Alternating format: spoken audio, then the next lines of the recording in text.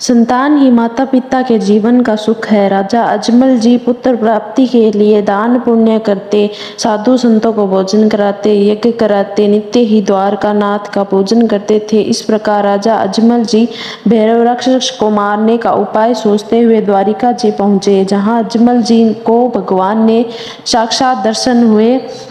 राजा की आंखों में आंसू देखकर भगवान ने अपने पीताम्बर से आंसू पोंछकर कहा, हे भक्तराज रो मत, मैं तुम्हारा सारा दुख जानता हूँ। मैं तेरी भक्ति देखकर बहुत प्रसन्न हूँ। मांगो क्या चाहिए तुम्हें, मैं तेरी हर इच्छाएं पूर्ण करूँगा। भगवान की असीम कृपा से प्रसन्न होकर बोले, हे प्रभु, आप मेरी भक्ति से प्रसन्न है तो मुझे अपने समान पुत्र चाहिए, आपके समान पुत्र चाहिए, यानी आपको मेरे घर पुत्र बनकर आना पड़ेगा और राक्षस को मारकर धर्म की स्थापना करनी पड़ेगी। तब भगवान द्वारिकानाथ ने कहा, हे भक्त, जाओ, मैं तुम्हें वचन देता हूँ कि पहले तेरे पुत्र वीरमदेव होगा। तब अजमल जी बोले कि हे भगवान, एक पुत्र का क्या छोटा और क्या बड़ा। तो भगवान ने कहा, दूसरा मैं स्वयं आपके घर आऊँगा। अजमल जी बोले कि प्रभु, आप मेरे घर आओगे तो हमें क्या मालूम पड़ेगा कि भगवान मेरे घर पधारे हैं। तो द्वारिकानाथ ने कहा कि जिस रात मैं घर पर आऊँगा उस रात आपके राज्य के जितने भी मंदिर है उसमें अपने आप घंटियाँ बजने लगेगी। महल में जो भी पानी होगा वह दूध बन जाएगा और मुख्य द्वार से जन्म स्थान तक कुमकुम के पेड़ नजर आएंगे। वह मेरी आकाशवाणी भी सुनाई देगी और मैं अवतार के नाम से प्रसिद्ध हो जाऊंगा। श्री बाबा रामदेव जी का जन्म। श्री रामदेव जी का जन्म संवत 1409 में भाद्र मास की दूज को राजा अजमल जी के घर हुआ। उस समय सभी मंदिरों में घंटियां बजने लगी। तेज प्रकाश से सारा नगर जगमगाने लगा।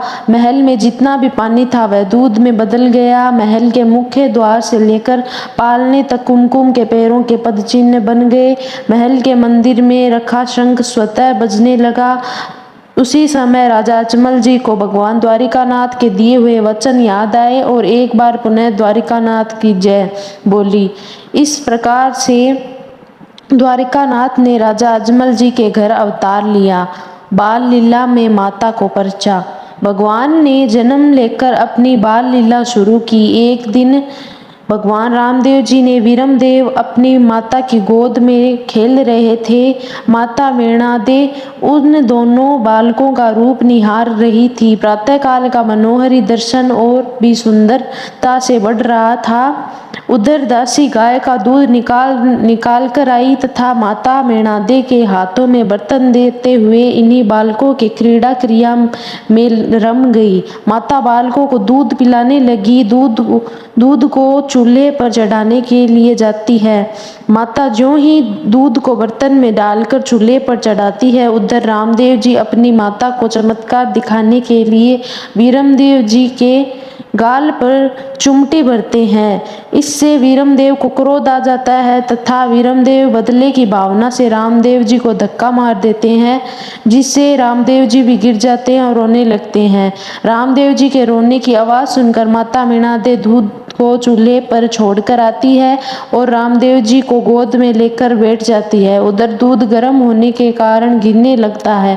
माता वीणादे ज्यों ही दूध गिरता देखती है वह रामदेव जी को गोदी से नीचे उतारना चाहती है। उतने में ही रामदेव जी अपना हाथ दूध की ओर करके अपनी देव शक्ति से उस बर्तन को चूल्हे से नीचे धर देते हैं। यह चमत्कार देखकर माता वीणादे वहीं बैठे अजमल जी व दासी सभी द्वारकानाथ की जय जयकार करते हैं। बाल लीला में कपड़े के घोड़े को आकाश में उड़ाना। एक दिन रामदेव जी महल में बैठे हुए थे। उस समय रामदेव जी 6 वर्ष के थे। एक घुड़सवार को देखकर रामदेव जी ने बाल हाथ किया कि मैं भी घोड़े पर बैठूंगा। रामदेव जी को मनाने के लिए माता ने खूब जत्न किए। पीने के लिए दूध, खेलने के लिए हाथी, घोड़े, ऊंट आदि के खिलौने सामने रखे, किंतु अपने बालहट को नहीं छोड़ा। माता ने दासी को भेजकर राजघराने के दर्जी को बुलवाया और समझाया कि कुंवर रामदेव के लिए कपड़ों का सुंदर घोड़ा बनाकर लाओ, उस पर लीला यानी हरे कपड़े का झूल लगा कर लाना। माताजी ने दर्जी को सुंदर कपड़े दिए और कहा कि जाओ इन कपड़ों का घोड़ा तैयार करके लाओ। दर्जी के मन में लालच आया, उसने अपने पुराने कपड़े का घोड़ा बनाकर ऊपर हरे रंग की झूला लगा दी और घोड़ा लेकर राज दरबार पहुंचा तथा रामदेव जी के सामने रखा। तभी रामदेव जी ने अपना हठ तोड़ा। श्री रामदेव जी ने कपड़े के बने घोड़े को देखकर बहुत खुश हुए और घोड़े पर सवारी करने लगे। जो ही भगवान श्री रामदेव जी घोड़े पर सवार हुए, कपड़े का घोड़ा हिनहिनाता और आगे की दोनों ओर पैर खड़ा होकर दरबार में ही नाचने लगा। कपड़े के घोड़े को नाचता देखकर सारा दरबार हिलने चला।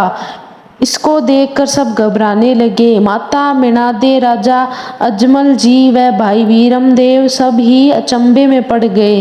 राजा अजमल जी को बहुत क्रोध आया और उन्होंने दर्जी के घर पर सेवक को भेजा और उस दर्जी को बुलाया।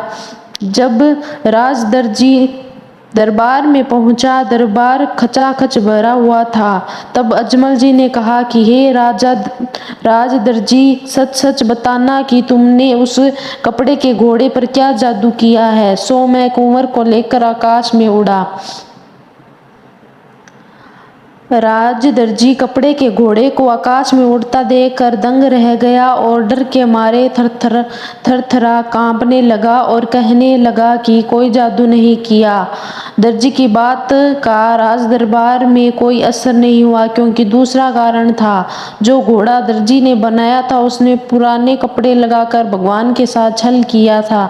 अजमल जी ने कहा कि यह सब तेरी करामत है, इसलिए हुक्म है कि इस दर्जी को पकड़कर कारागृह में डाल दो और सिपाहियों का आदेश दिया कि जब तक रामा कंवर घोड़े से नीचे न आए तब तक इस दर्जी को अंधेरी कोठरी में बाहर मत निकालना। तब दर्जी कोठरी में पड़ा रोने लगा और भगवान को सुमिरन करने लगा।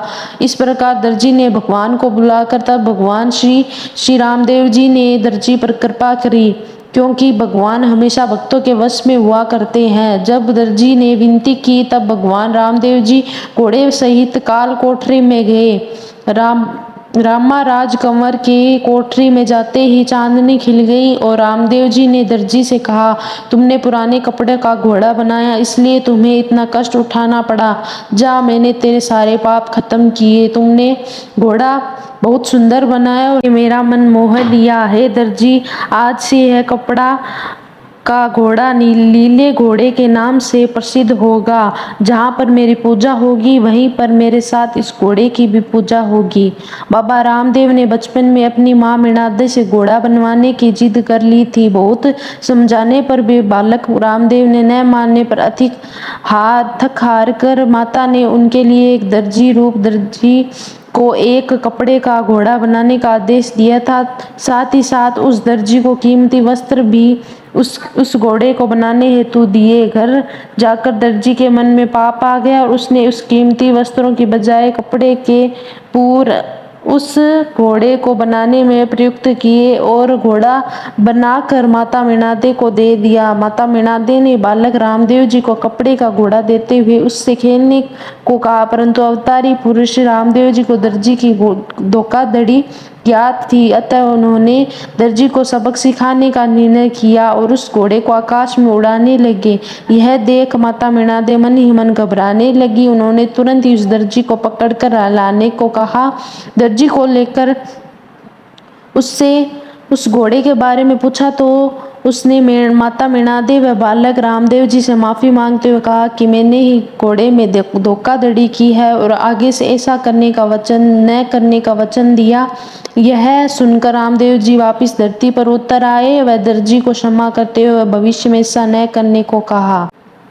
पुंगलगढ़ के पड़िहारों को और रत्ना रायका को पर्चा।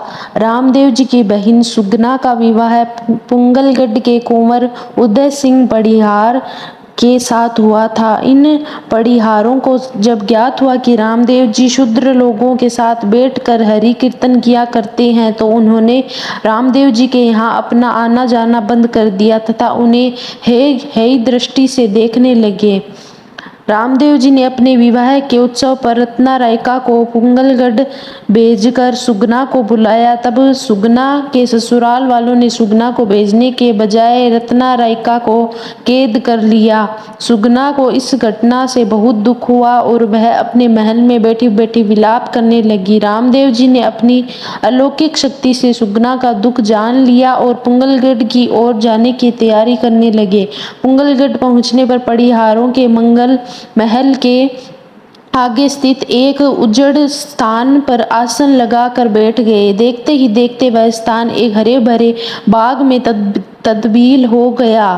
कुंवर उदय सिंह ने जादू टोना समझकर सिपाहियों से तोप में गोले भरकर दागने को कहा। सिपाहियों ने जो ही गोले दागे वे गोले रामदेव जी को फूल बनकर बरसने लगे। यह देखकर कुंवर उदय सिंह रामदेव जी के चरणों में जाकर गिर गया और अपने किए पर पश्चाताप करने लगा। रामदेव जी ने उन्हें अपने गले लगाकर माफ किया और अपनी बहन सुगना व रत्ना को रायका को साथ विदा किया। बोलो राम सापीर की जय।